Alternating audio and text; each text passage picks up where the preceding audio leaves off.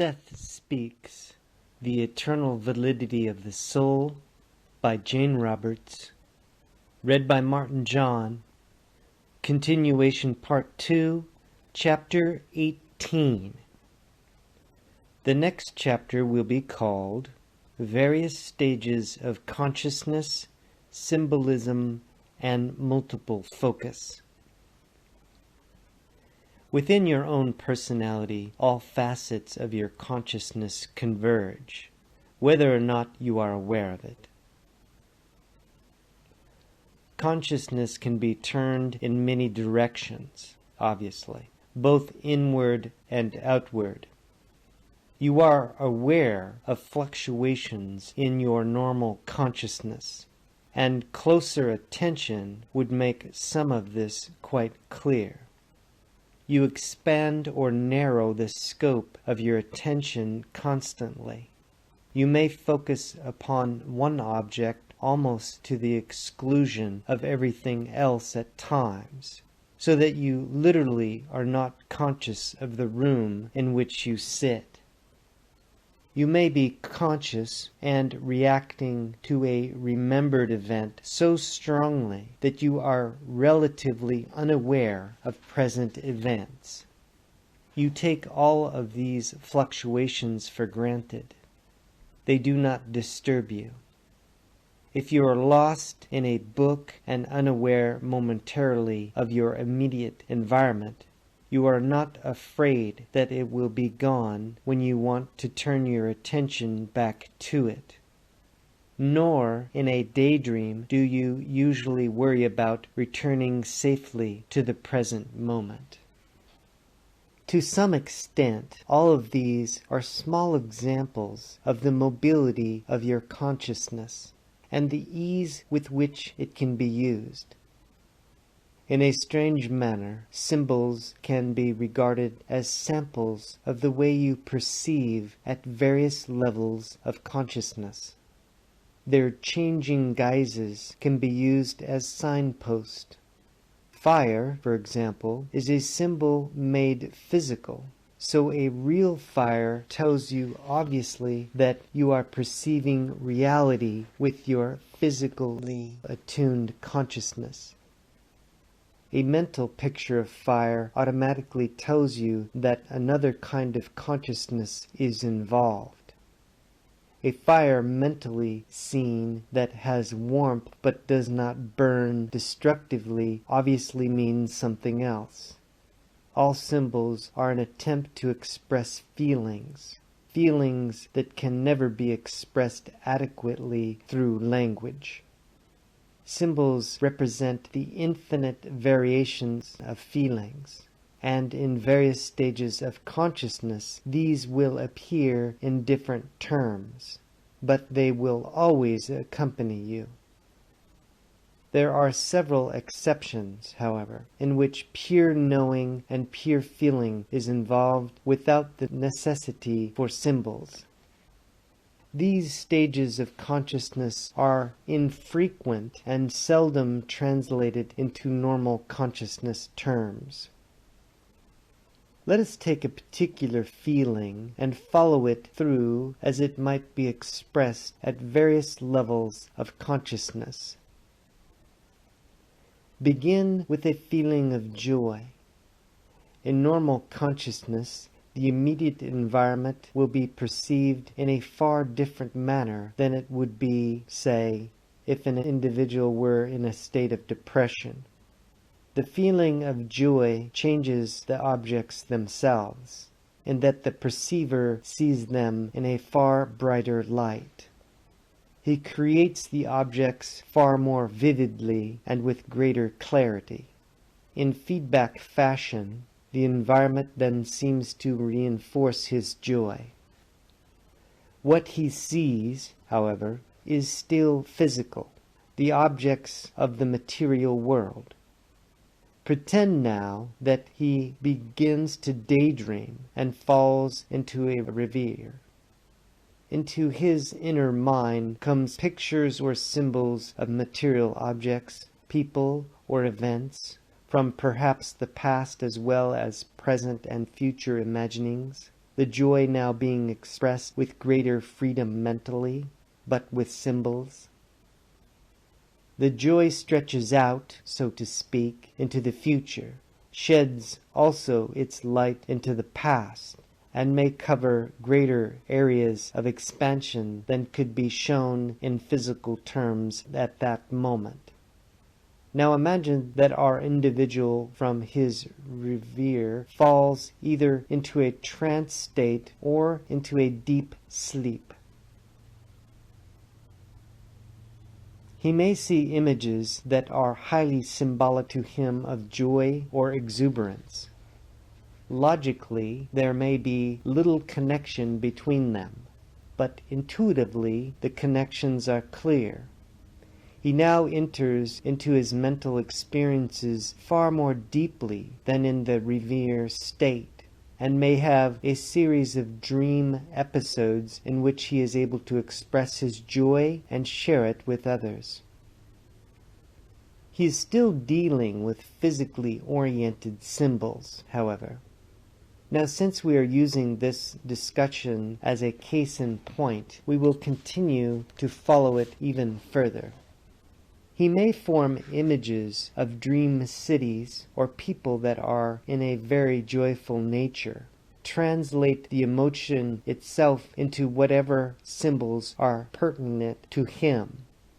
An exuberance may be translated into images of playing animals, flying people, or animals or landscapes of great beauty. Again, the logical connections will be lacking, but the entire episode will be connected by this emotion. The physical body, all the while, is greatly benefited, because the beneficial feelings automatically renew and replenish its recuperative abilities. The feelings of joy now may lead to images of Christ, Buddha, or the prophets. These symbols are the changing scenes characteristic of consciousness at various stages. The experiences are to be considered as creations, creative acts all native to consciousness at various stages. Beyond this are states in which the symbols themselves begin to fade away, become indistinct, distant. Here you begin to draw into regions of consciousness in which symbols become less and less necessary, and it is a largely unpopulated area indeed. Representations blink off and on, and finally disappear. Consciousness is less and less physically oriented. In this stage of consciousness, the soul finds itself alone with its own feelings, stripped of symbolism and representations, and begins to perceive the gigantic reality of its own knowing. It feels direct experience. If we use joy as our example, all mental symbols and images of it would finally disappear. They had emerged from it and would fall away from it, not being the original experience, but byproducts. The soul would then begin to explore the reality of this joy in terms that can hardly be explained, and in doing so would learn methods of perception, expression, and actualization that would have been utterly incomprehensible to it before. Physical objects are the most obvious of your symbols, and precisely for that reason you do not realize that they are symbols at all. At different levels, consciousness works with different kinds of symbols. Symbols are a method of expressing inner reality. Working in one direction, the soul, using its consciousness, expresses inner reality through as many symbols as possible, through living, changing symbolism.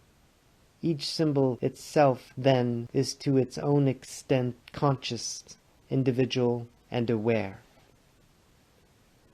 In so doing, the soul continually creates new varieties of inner reality to be explored. Working in the opposite direction, so to speak, the soul divests itself of all symbols, all representations, and using its consciousness in a different way, learns to probe its own direct experience. Without symbols to come between it and experience, it perfects itself in a kind of value fulfillment that you presently cannot understand except symbolically. Now these efforts go on whether you wake or sleep. Once you are aware of these activities, however, it is possible to catch yourself in various stages of consciousness, and even at times to follow your own progress, particularly through dream states. Your body is your most intimate symbol at this point, and again your most obvious. You will use the idea of a body in most stages of consciousness. When you leave your physical body in any kind of out-of-body experience, you actually leave it in another that is only slightly less physical. This, in turn, is later discarded for one still less physical. But the idea of the form is so important a symbol that you carry it through all of your religious literature and stories of hereafter. At one point it will vanish with the other symbols. Now there was a time, speaking in your terms, before the making of symbols, a time so divorced from your idea of reality that only in the most protected areas of sleep does any memory of it ever return. It seems to you that without symbols there would be non-being, but this is a natural enough deduction since you are so symbol-oriented. Those stages of consciousness that occur after death still all deal with symbols, though there is much greater freedom in their use and greater understanding of their meaning. But in higher stages of consciousness, the symbols are no longer necessary, and creativity takes place completely without their use. Obviously, you cannot become aware of that stage of consciousness now, but you can keep track of the way symbols appear to you in both waking life and the dream state, and learn to connect them with the feelings they represent. You will learn that certain symbols will appear personally to you at various stages of consciousness, and these can serve as points of recognition in your own explorations.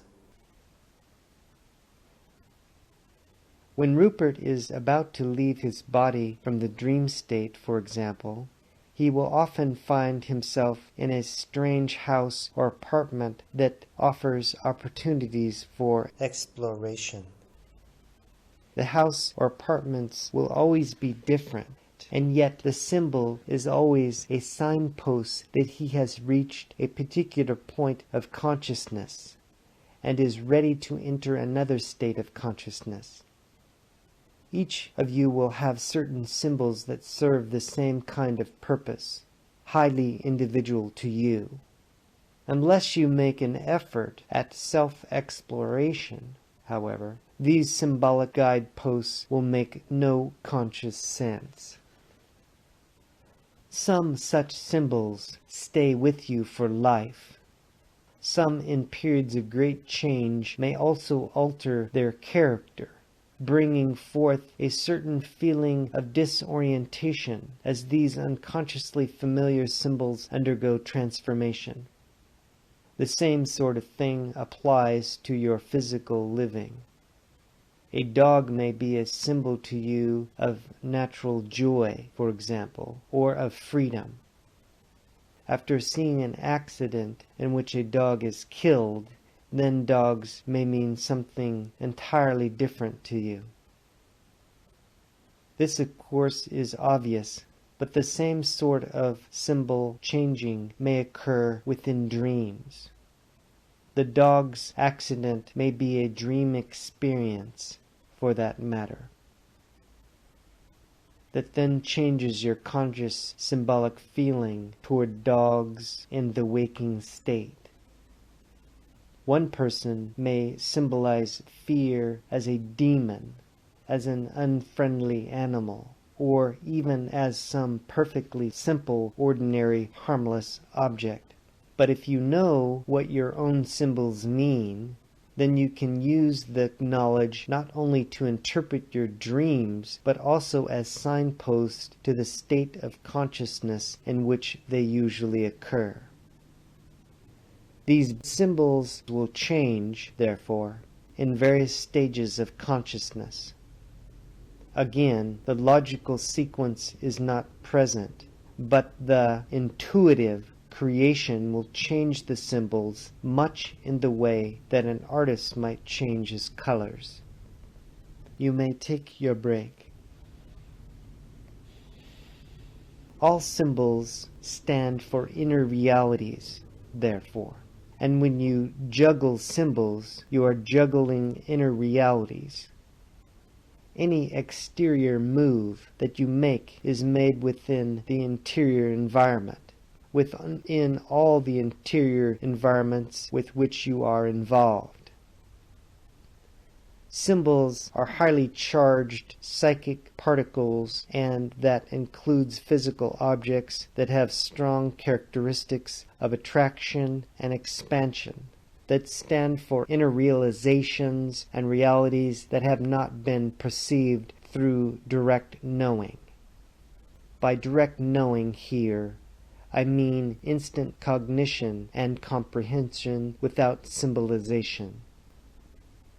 Even the symbols, then, at various stages of consciousness will appear differently, some seeking to have stability and permanence as your physical objects, following the principles or root assumptions of corporeal reality, and some changing much more quickly, as in the dream state, these being more immediate and sensitive indicators of feeling. Various stages of consciousness seem to have their own environments in which these symbols appear, again, as objects appear in a physical environment. Seemingly non-stable mental objects appear in the dream environment at certain levels. The symbols follow rules, then, in both cases. As mentioned earlier, again, the dream universe is as objective as the corporeal one. The objects and symbols within it are as faithful representations of dream life as physical objects are of waking life. The nature of the symbol, therefore, can serve as an indication not only as to your environment, but your state of consciousness within it. In normal dreaming, within the context of an ordinary dream drama, the objects seem permanent enough to you. You take them for granted. You are still physically oriented. You project upon dream images the symbolism of your waking hours. In inner states of dream consciousness, however, houses may suddenly disappear. A modern building may suddenly replace a shack. A child may turn into a tulip. Now the symbols are obviously behaving in a different manner. In this environment, permanency is not a root assumption. Logical sequence does not apply. Symbols that behave in this way can be clues to you that you are now at another stage of consciousness, and within an entirely different interior environment. Expression of feelings and of experiences are not limited to the rigid framework of objects stuck into consecutive moments. feelings are automatically transformed and expressed in a new, mobile, immediate manner. In a way, the tune of consciousness is quicker. Actualization does not need to wait for hours or days.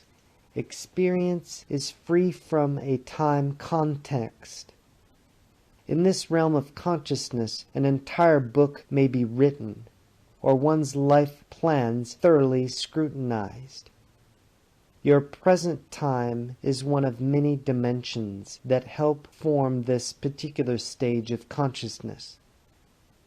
Therefore, your past, present, and future exist within it, but only as portions of that interior environment. You have to learn your own way about it, for the states of consciousness and their environments stretch out in their own way as your world stretches out, say, in space. It is not difficult, however, to be aware of yourself in this stage through giving yourself proper suggestions before sleep. End of dictation. Session 572, March 8, 1971, 9:40 p.m. Monday. Good evening. To some extent, this transmutation of symbol can be observed in various stages of waking consciousness also. When you are at rest, awake but with eyes closed, images and pictures will often appear to your inner eye. Some will be physical-like materializations, images of trees or houses or people. Others will be simply shapes that change swiftly and seem to flow one into the other. As a rule, even the images that are recognizable will quickly be replaced by others in a kaleidoscope of constantly changing forms. There may seem to you to be no logic to these inner pictures, and certainly no connection between them and what you were thinking a moment before, or even an hour before. To some extent, they seem disconnected from you and not of your doing. Often, however, they represent the characteristics shown by consciousness when it is somewhat turned away from physical stimuli. The form of symbols is changed as the states of consciousness change. The images that you see in this circumstance represent the thoughts and feelings experienced just before you closed your eyes, or those that were paramount in your mind somewhat previously. The minute your eyes are closed, the thoughts and feelings express themselves through this symbolism. Because the images may seem to have no direct connection logically to those thoughts and feelings, you do not recognize them either as your own, nor are you able to tie them up with what they represent. I'm putting this rather simply here. Imaginatively, you have greater freedom to express feelings than you do practically. An earlier particular fear felt during the day involving, say, a loss of a job may then be translated when you close your eyes into a series of seemingly unrelated symbols, all, however, connected to that one fear. You may see in a quick series of pictures a deep hole in the ground. It may be replaced by a street urchin, obviously poor and from another century. A casket may appear, or a black wallet fly through the air. You may see a severe, dark, wintry scene. The picture of a character from an old book long forgotten may appear and disappear. In between may be a grouping of opposing symbols, representing your hope. A spring flower, a table loaded with food, a new suit of clothes, any sign of abundance that would have meaning to you. Nowhere would be the thought of the potential loss of a job enter in. It would seem to you that you had forgotten it. Through the use of symbols, however, your feelings would be given full play, each image rising and falling in flow with feelings so far underneath consciousness, pools of emotion, that you were not aware of them. They would automatically bring about these images, however. Now, with reflection, you could connect these with their origin, but usually they would pass you by. If you let yourself lie still longer with eyes closed, the symbolism would continue to change character, losing perhaps some of its visual characteristics and growing more intense in other directions.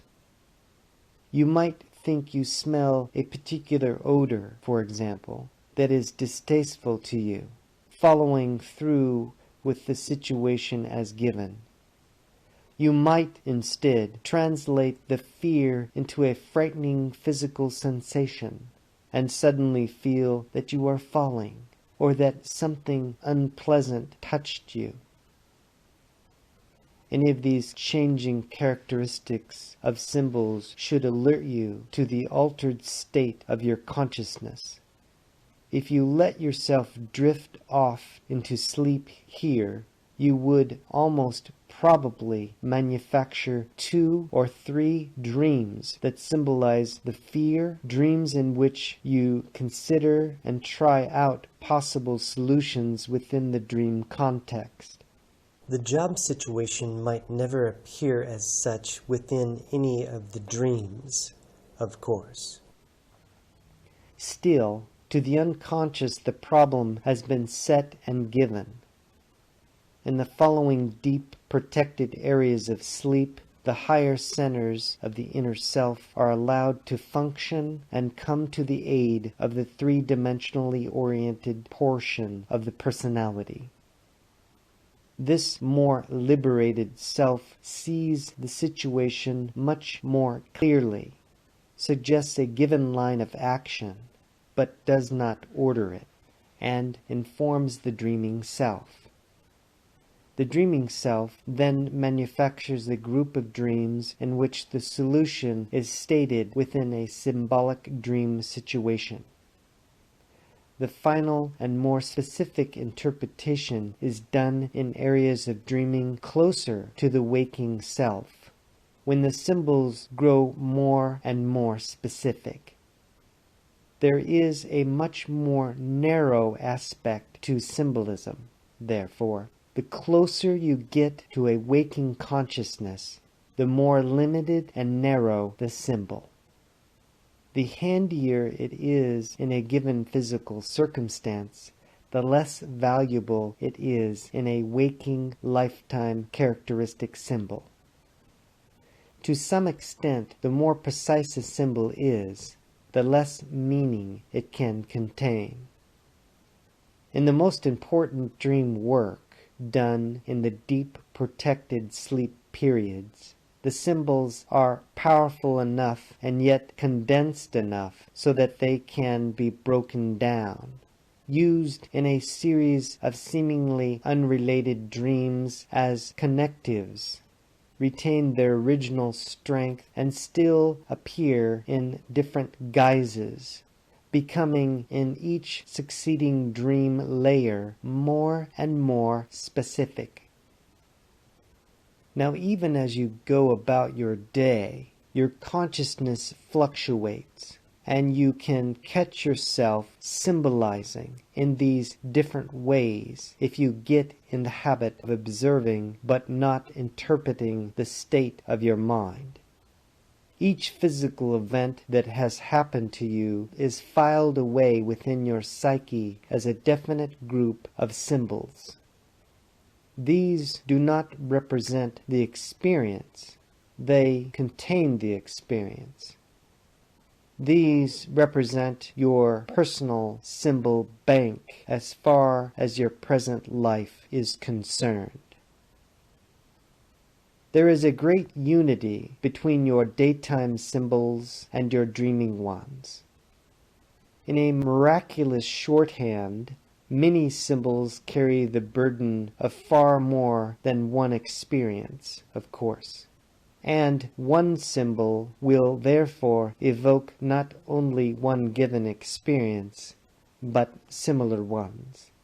Personal association, therefore, is highly involved with your personal bank of symbols, and it operates in the dream states precisely as in waking life, but with greater freedom and drawing from the future, in your terms, as well as from the past.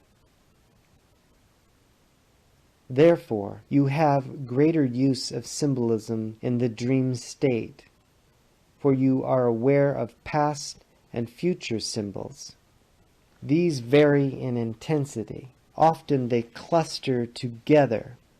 Such multidimensional symbols will appear then in many ways, not simply visually. They will affect not only your own physical reality, but all realities in which you are involved. In a manner of speaking, the symbols that you know are but the tail end of greater symbols. You may take your break.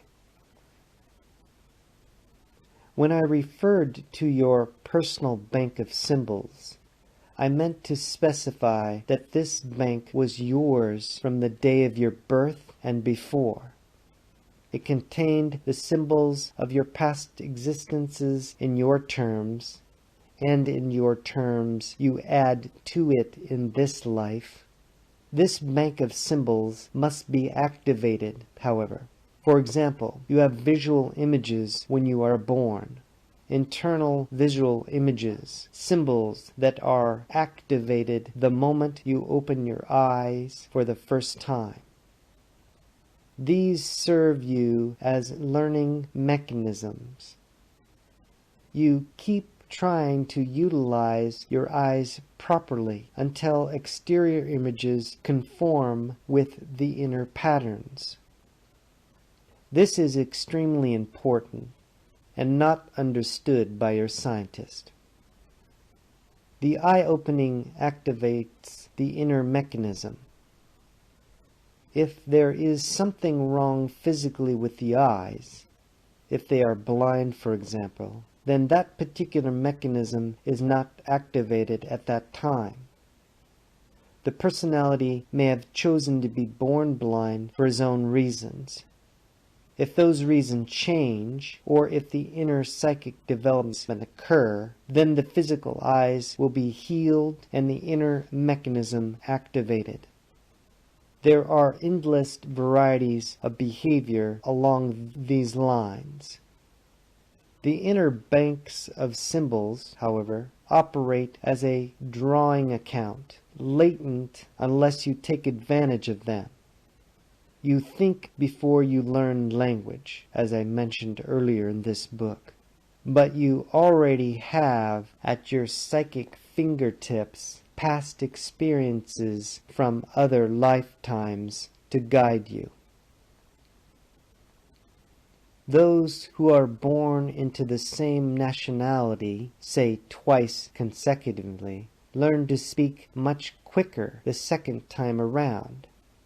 Some infants will think in the language of a past life before the new language is learned. All of this has to do with the use of symbols. Sound is itself a symbol. You understand that from a given point of silence, sound begins and grows louder.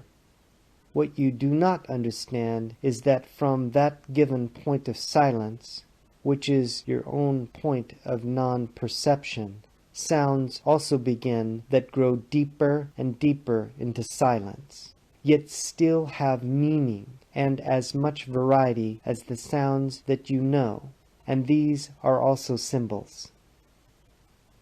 The thought unspoken has a sound that you do not hear, but that is very audible at another level of reality and perception. Trees, as they stand, are a sound that, again, you do not perceive. In your dreams, and particularly beyond those dreams that you recall, are areas of consciousness in which these symbols are automatically perceived and translated into visual images. They operate as a sort of shorthand. Given certain sounds, you could recreate your universe as you know it unconsciously, and any one multidimensional symbol can contain all the reality that you know. End of dictation. Session 573, March 10, 1971. Physically, smell, sight, and sound are combined together to give your main sense data and compose your physical senses. At other levels, however, these are separated.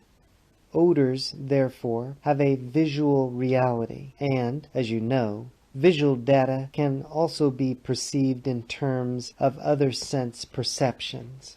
The symbols can come together or fly apart, can be perceived separately or as a unity. As each event has its own symbol for you, so you have your characteristic way of combining these. These symbols can be translated and perceived in many terms, as a series of notes, for example, as a combination of senses, as a series of images. At various stages of consciousness, you will perceive the symbols in different terms. The multidimensional symbol in its entirety, then, has a reality in other states of consciousness, but also at other levels of reality. Entirely. You operate as if your thoughts were secret, though you should know by now that they are not. Not only are your thoughts apparent through telepathic communications, for example, but without your conscious awareness, they also form what you may call pseudo-images beneath the range of physical matter, as you normally perceive it in some cases, or above this same range. It is, therefore, as if your thoughts appear within other realities as objects, alive and vital in themselves, growing into other systems as flowers or trees grow up seemingly from nothing within physical reality. These can then be used as the raw material, so to speak, in certain other systems. They are given natural data, the raw material of creativity in the realities that you help seed but do not perceive. In this manner of speaking, your thoughts then follow laws. Their behavior follow laws, and their activities that you do not understand, though you call your thoughts your own.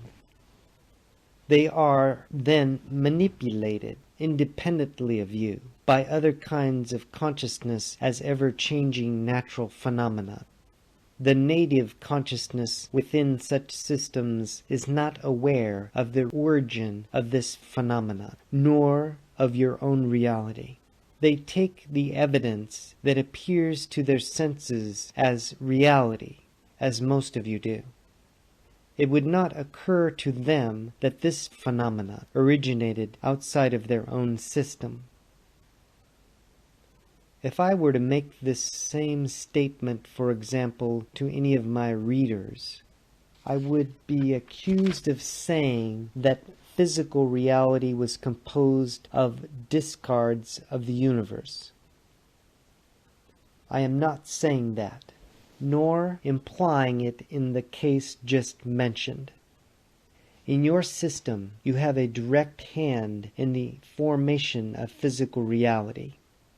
Your natural given data is the result of individual, mass, and collective thoughts, feelings, and emotions materialized. Your system, in this respect, is more creative than the systems just mentioned. On the other hand, within these other systems, there is a strong, innovative group consciousness developing, in which identity is retained but greater interplay allowed between individuals. A large creative interchange of symbol pools. A drawing upon mental and psychic symbols with greater facility. Because of this, these individuals recognize more clearly the connection between creative images and given sense data. They purposely alter and change their given sense data and experiment with it. All of this involves a working with symbols in a most intimate manner. At certain levels of your personality, you are aware of all the different ways in which symbols are used, not only in your system but in others. As mentioned earlier, no system of reality is closed. Your thoughts and images and feelings therefore alter the given sense data in some other systems. The innovative patterns developed in those systems, however, can be to some extent perceived within your own. There are constant bleed-throughs. In your various stages of consciousness, you pass through areas that can be correlated with many of these systems. Some stages through which you pass are native stages to other kinds of consciousness, and while passing through these, you will find yourself using symbols in the way that is characteristic of that level. Now you may take a break. Symbols should be fluid, ever-changing in their form. Some can be used as casements to house original experiences, as methods of deception, therefore, rather than illumination. When this happens, fear is always involved. Fear, taken into the various stages of consciousness, acts as a distorting lens, hiding the natural dimensions of all symbols, acting as a barrier and as an impediment to free flow. Symbols of an explosive nature serve as releasing agents, setting loose that which has been encased. Without physical storms, you would all go insane. The aggressive nature of symbols is little understood, nor the relationship between aggression and creativity. These are far from opposing characteristics, and without an aggressive thrust, symbols would lack their high mobility. They would exist in a permanent kind of environment. It is both the creative and aggressive aspects of consciousness that allow it to use symbols, to move through various levels of experience, and the aggressive nature of thought that so propels it, despite your knowledge, into realities that you do not understand. Aggressiveness and passivity are both behind symbols of birth, for both are needed. They are both beneath symbols of death, though this is not understood. Inertia results when aggressiveness and creativity are not in the proper proportions, when consciousness leans too severely in one direction or another, when the flow of symbols is either too quick or too slow for the particular psychological environment in which you dwell. Pauses then occur. To put it as simply as possible, there is an almost inconceivable moment in which no reality occurs, in which a symbol is caught between motion and no motion, a time of uncertainty. This is, of course, translated in many ways and reflected. In such periods, certain symbols can be lost to all intents and purposes, dropping out of an individual's experience, leaving gaps of inertia. These gaps exist quite literally in many systems. You encounter them on many levels. You may find yourself experiencing a state of consciousness, for example, in which nothing seems to happen, and no psychological landscape or recognizable symbols occur. These exist not only psychologically or psychically, but as blank areas in terms of space. The spaces may be filled finally with new symbols. If you are perceptive enough, you can sometimes catch yourselves encountering such states of reality in which nothing appears and no signs of any consciousness outside of your own is apparent. Such blank spots can be seeded with new symbols, and are often used as channels through which new creative ideas and inventions are inserted. These gaps are recognized by others, therefore, and viewed as dark spaces. They also represent areas of no resistance for those mind travelers who are probing inner realities. They represent uncluttered areas, but also open channels, inactive in themselves but passively waiting. Now, some symbols also wait in such a passive manner to be activated. They represent future experience, in your terms, that presently lies latent. These blank spots of inertia, therefore, are creative to some extent, in that these other symbols may swim into view within them. Now you may take your break, and we will return. The alpha level is undifferentiated. The energy there is available to be used as you want to. It is the fountainhead or pool in which reservoirs of energy are held in reserve, pulled between the more interior self and the outer self. Into this area come signs and proponents from deeper levels of the personality. Because it is so situated, it is also of particular use in manipulating the physical organism. As you are learning, spontaneity is extremely important here. Your intent before you enter the alpha state largely predetermines the kind of experience you will have, automatically focusing your attention in those specified areas. It is also beneficial to dip into those areas with no purpose in mind, for here whatever necessary information that you require without your conscious knowledge can be made available.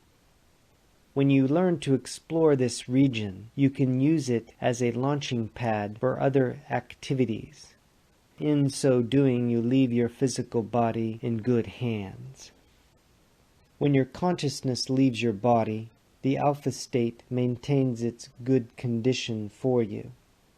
It does this, of course, in any case. The answer to past lives lies in a deeper level, however.